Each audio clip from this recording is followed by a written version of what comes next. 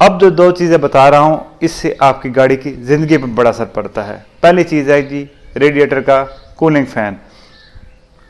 Radiator का अगर cooling fan ख़राब है तो इसको आपने लाजमी फ़ौरन से भी पहले चेंज करवा देना है।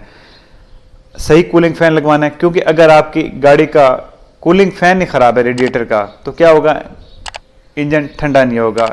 इंजन ठंडा नहीं होगा तो क्या होगा, एक्सेसिव वेयर होगी। दूसरा काम आपने ये करना है कि थर्मोस्टेट की सेहत का बड़ा ख्याल रखना है। थर्मोस्टेट एक वाल्व होता है जो इंजन और रेडिएटर के दरमियान होता है। जब आप गाड़ी स्टार्ट करते हैं तो ये थर्मोस्टेट वाल्व बंद रहता है, क्योंकि इंजन उस वक्त अपना टेम्परेचर बढ़ाकर ऑप्टिमम कंडीशन तक लेके आ जाता है। अगर आपका थर्मोस्टेट वाल्व ख़राब हुआ तो जो ही आप गाड़ी स्टार्ट करेंगे इधर से थर्मोस्टेट रेडिएटर के थ्रू आपके इंजन की कूलिंग शुरू करवा देगा। अब आपका इंजन पहले ही ठंडा है, ऊपर से रेडिएटर के थ्रू थर्मोस्टेट वाल्व इसको मज़ीद ठंडा करवाई जा रहा है। तो इससे क्या होगा कि आपके जो इंजन का वार्म अप पीरियड है वो बढ़ जाएगा। इंजन ऑपरेटिंग कंडीशन तक बहुत देर से पहुंचेगा और इन सब असरात की वजह से आपकी फ्यूल इकानमी सफ़र होगी, आपकी फ्यूल कंजप्शन बढ़ जाएगी।